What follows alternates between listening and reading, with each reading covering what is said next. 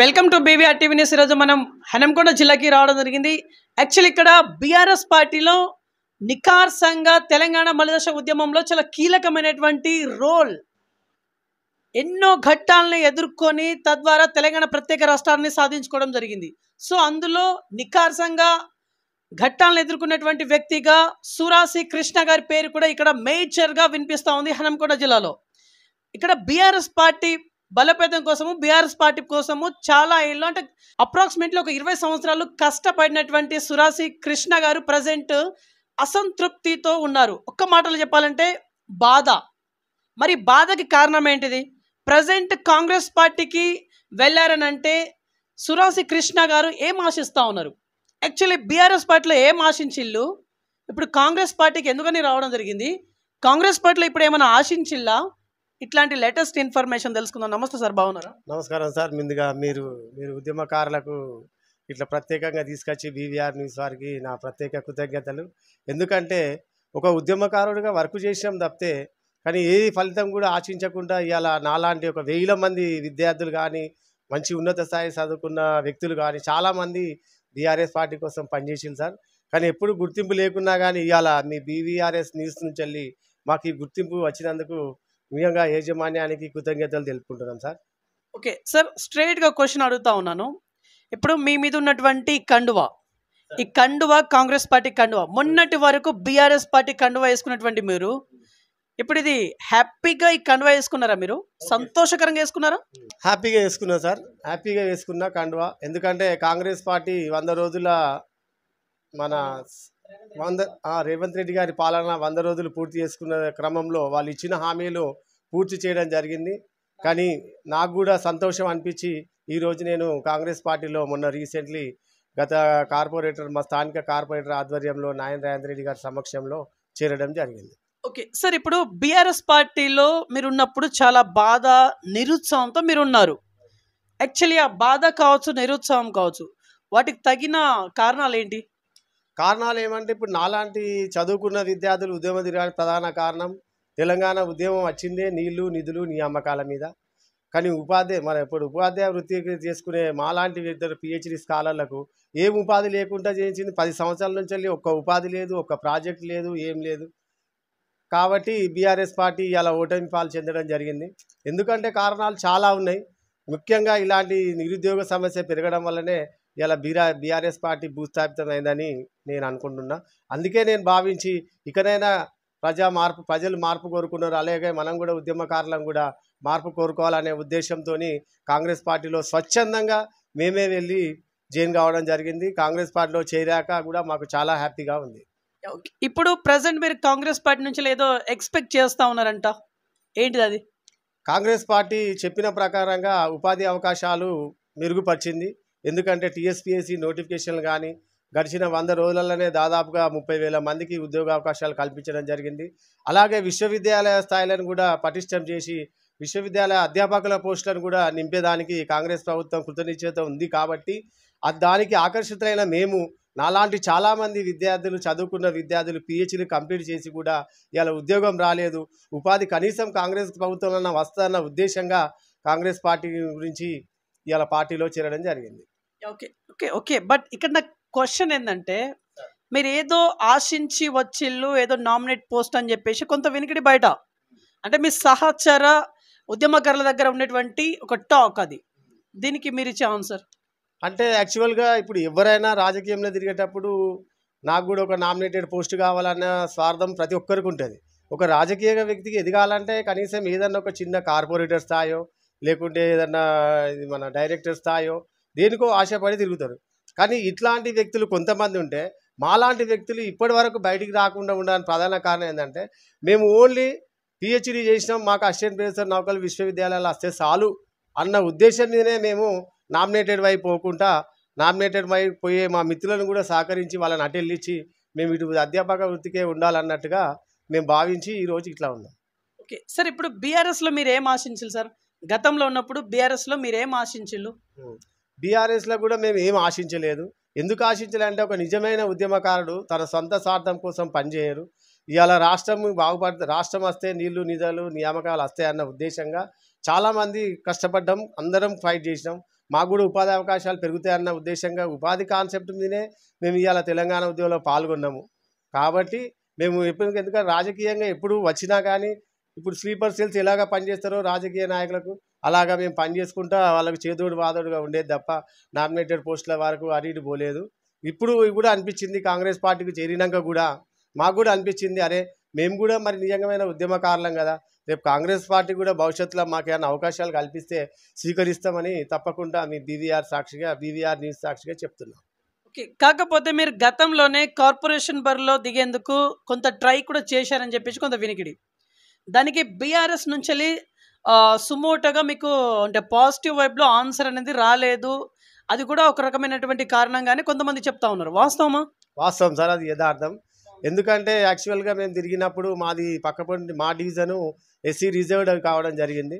దాంట్లో ఇప్పుడు ఎవరైతే అధిష్టానం గుర్తిస్తుంది అని మనం ఇంటి దగ్గర ఉన్నాము, మనం వెళ్ళి కలిసినా కానీ వాళ్ళంత స్పందన లేకుండే. వీళ్ళు ఏంటంటే అకాడమిక్ స్టైల్ పోయేటోళ్ళు కదా, వీళ్ళు రాజకీయంగా వస్తారో రారు అనే ఉద్దేశంగా వాళ్ళు కూడా మాకు లిఫ్ట్ ఇవ్వలేదు. అయినా అప్పుడు ఇచ్చిన క్యాండిడేట్ని కూడా మేము భారీ మెజార్టీతో గెలిపించడం జరిగింది బీఆర్ఎస్ పార్టీ నుంచి. అంతవరకు చేసాం కానీ మాకు ఎప్పుడు రావాలి అన్నది అధిష్టానం ఎప్పుడు గుర్తిస్తుందా అని అనుకున్నాం కానీ గుర్తించలేదు. గుర్తించని కారణంగానే ఇలా కాంగ్రెస్ వైపు మేము అడుగులు వేయడం జరిగింది.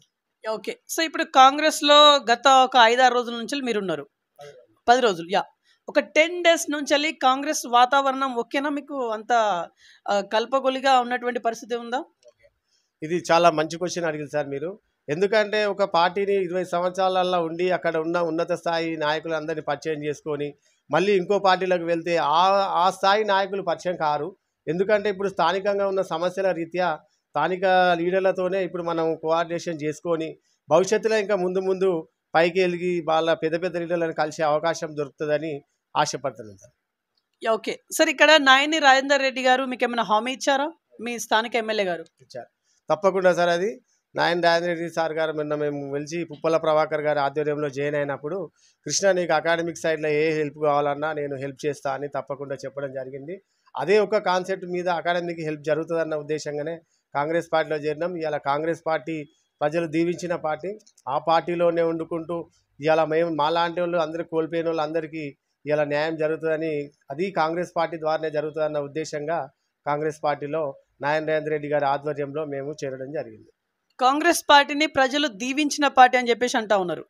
మొన్నటి వరకు మీరు బీఆర్ఎస్లో ఉన్నప్పుడు దీనికి యాంటీగా మాట్లాడిల్లు, ఇప్పుడేమో కాంగ్రెస్కి సపోర్ట్గా మాట్లాడుతూ ఉన్నారు. మీరు అంటే ఏ పార్టీకి వెళ్తే ఆ పార్టీ సైడే మాట్లాడతారా?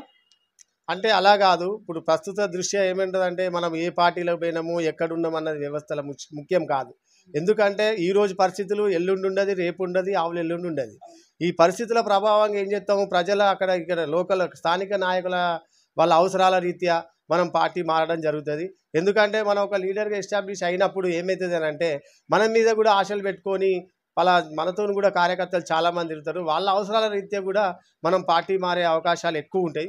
దాని ద్వారానే ఇలా పార్టీ మారడానికి ప్రధాన కారణం అది కూడా ఒకటే సార్, కాంగ్రెస్ పార్టీలో చేరడానికి. ఓకే సార్, ఇప్పుడు ప్రజెంట్ వరంగల్ పార్లమెంట్ క్యాండిడేట్ని మీ కాంగ్రెస్ పార్టీ క్యాండిడేట్ని ఇంకా డిక్లేర్ చేయలేదు. మీకు ఏమైనా ఇన్ఫర్మేషన్ ఉందా? ఎవరి పేరైనా సూచించే ఆలోచన ఏమైనా ఉన్నట్టుగా మీకు ఏమైనా ఇన్ఫర్మేషన్ ఉందా?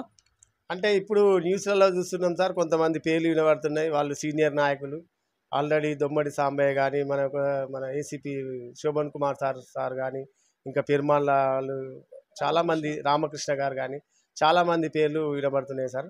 దాంట్లో ఎవరికి ఇచ్చినా పర్వాలేదు, ఎందుకంటే ప్రజలు ఎన్నుకున్న ప్రభుత్వం కాబట్టి ప్రజా ఆకాంక్ష కాంగ్రెస్ వైపు ఉన్నది కాబట్టి వాళ్ళకి ఎవరికి ఇచ్చినా తప్పకుండా వాళ్ళు విజయం సాధిస్తారు సార్.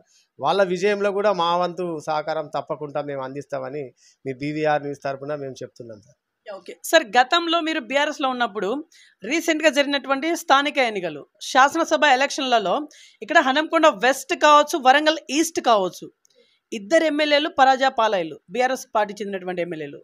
దీనిపైన మీ స్పందన? అంటే ఇది జగమెరిగిన సత్యం. ఎందుకంటే బీఆర్ఎస్ పార్టీ స్థాపించిందే నలుగురి కోసానికి అన్నట్టుగా మంచి ఉద్యమకారుల నాయకులు ఈటెల రాజేందర్ గారు కానీ వాళ్ళని కానీ అందరినీ పక్కన జరపడం కూడా జరిగింది. అది ప్రజలలో ఆటోమేటిక్గా వ్యతిరేకత అయిపోయింది. మరొకటి నిరుద్యోగ సమస్య. నిరుద్యోగ సమస్య విపరీతంగా పెరిగిపోయింది. ఏమైనా ఒక బార్ షాప్ ఇచ్చిన ప్రియారిటీ బీఆర్ఎస్ పార్టీ ఒక విశ్వవిద్యాలయాన్ని కానీ ఒక హాస్పిటల్ కానీ ఇవ్వలేదు. ఒక ఉపాధి అవకాశాలు కూడా కల్పించకపోవడం వల్లనే ఇవాళ బీఆర్ఎస్ పార్టీ పతనమైంది. ఇక్కడ ముఖ్యంగా చెప్పాలంటే వరంగల్ వెస్ట్, వరంగల్ ఈస్ట్లో కూడా ఇదే ప్రభావం పడ్డది. ఎందుకంటే నాయకులు మంచోళ్ళే, స్థానిక నాయకత్వం మంచిగానే ఉన్నది. కానీ బీఆర్ఎస్ పార్టీ అధిష్టాన నాయకత్వం వల్లనే ఇక్కడ ఈ ఎమ్మెల్యేలు కూడా ఓడిపోవడం జరిగింది. ఓకే, ఇప్పుడు కాంగ్రెస్ పార్టీ నాయకుడిగా last and finally Warangal parliament ప్రజలకు ఏం చెప్పాలనుకుంటున్నారు? వరంగల్ పార్లమెంటు ప్రజల నియోజకవర్గ ప్రజలందరికీ ఒక్కటే విన్నపం. ఈ బీవీఆర్ న్యూస్ నుంచి మేము వేడుకునేది ఒక్కటే, ప్రజలు ఎన్నుకున్న కాంగ్రెస్ పార్టీ నుంచి ఎవరికైతే టికెట్ ఇస్తుందో అధిష్టానం వారిని పూర్తి భారీ మెజార్టీతో గెలిపించవలసిందిగా ఈ బీవీఆర్ నుంచి మిమ్మల్ని విన్నపం చేస్తున్నాం. సార్, ఇంకో క్వశ్చన్ సార్, మీరు తెలంగాణ మలిదశ ఒక నికార్సైన ఉద్యమకారులు. యాక్చువల్లీ ఒక ఉద్యమకారుడిగా మీ సహచర ఉద్యమకారులందరికీ మీరేమైనా చెప్పాలనుకుంటున్నారా? అయితే ఇది చాలా మంచి క్వశ్చన్ అడిగింది సార్ మీరు. ఎందుకంటే ఒక ఉద్యమకారుడు ఎప్పుడైనా తన స్వార్థం కోసం చూసుకోరు. ఎందుకంటే మనము ప్రపంచవ్యాప్తంగా ఎన్నో ఉద్యమాలు చూసినాము. ఏ ఉద్యమం చేసిన వ్యక్తి అయినా కానీ స్వార్థం కోసం చేయరు. ప్రజల అభివృద్ధి కోసం, ప్రజల లక్ష్య సాధన కోసమే ఉద్యమకారులు తయారై ఉద్యమం చేయడం జరుగుతుంది. ఆ ప్రతిఫలాలు ఉదాహరణకు చెట్టు పెట్టినాం, చెట్టు ఫలం తింటమో తేదో మనకు తెలియదు. కానీ బీఆర్ఎస్ పార్టీ చెట్టు ఫలం తిని కూడా అది మిగతా కింది స్థాయి నాయకులకు అందియకపోవడం వల్లనే ఇవాళ బీఆర్ఎస్ పార్టీ అట్లా తయారైంది. నాలాంటి చాలామంది ఉద్యమకారులు ఇవాళ వాళ్ళ బీఆర్ఎస్ పార్టీ కోసం టికెట్ కోసం కొట్లాడతారు. కానీ అయినా వాళ్ళకు టికెట్ వచ్చే అవకాశాలు సన్నగిలినాయి. తద్వారానే ఇవాళ బీఆర్ఎస్ పార్టీని ఉద్యమకారులు కూడా వ్యతిరేకిస్తారు కామన్గా. ఎందుకంటే ఇప్పుడు కాంగ్రెస్ పార్టీ ప్రజా ఆకర్షణ ఉన్నది కాబట్టి కాంగ్రెస్ పార్టీ వైపు వాళ్ళకు కూడా మొగ్గు చూపుతారని నేను కూడా ఆశపడుతున్నా. నాకు కూడా 4-5 ఫోన్ చేశారు. నేను కూడా కాంగ్రెస్ పార్టీలకు ఎందుకు పోయినామన్నా అంటే, మరి బీఆర్ఎస్ పార్టీలో మనం ఉండి సాధించింది ఏమున్నది? ఇక్కడ సాధించింది ఏం లేదు, అక్కడ సాధించబోయేది ఏం లేదు. ఒక మంచి కార్యకర్తగా ఇటు కూడా సర్వీస్ చేసి ప్రజల ఆకాంక్ష మేరకు పాలన వాళ్ళది కాంగ్రెస్ పార్టీ జరిగేటట్టుగా దాంట్లో మనం కూడా ఒక భాగస్వామ్యం కావాలన్న ఉద్దేశంగానే ఇలా కాంగ్రెస్ పార్టీ వైపు అడుగులు వేయడం జరిగింది. ఓకే సార్, మీతో పాటుగా ఇంకెవరిని మీరు అంటే తీసుకొచ్చే ప్రయత్నం ఏమైనా చేశారా కాంగ్రెస్ వైపు? అది చాలా బాగా అడిగింది సార్. ఎందుకంటే ఒక నాయకుడు, ఒక ఉద్యమకారుడు ఎవరైనా పార్టీలు మారేటప్పుడు తన తోటి సహచరులని తీసుకుపోవడం జరుగుతుంది. కానీ అది పద్ధతి కాదు. ఎవరి ఆత్మాభిమానం వారికి ఉంటుంది. బీఆర్ఎస్ పార్టీలో పనిచేసిన వాళ్ళు వాళ్ళ ఆత్మాభిమానం వాళ్ళకు ఉంటుంది. మేము కూడా అందులోనే పనిచేసినాం. కానీ ఇలా మేము ఇక్కడ స్థానిక అవసరాల రీత్యా, మా స్వప్రయోజనాల రీత్యా మనము పార్టీ మారడం జరిగింది. రైట్. సో ఇదండి ఇవాళ ఇంటర్వ్యూ. నెక్స్ట్ మరొక ఇంట్రెస్టింగ్ మరి ఇంపార్టెంట్ అవుతాం. మీ ముందు చూస్తున్నాను BVR TV news. Until then bye, take care.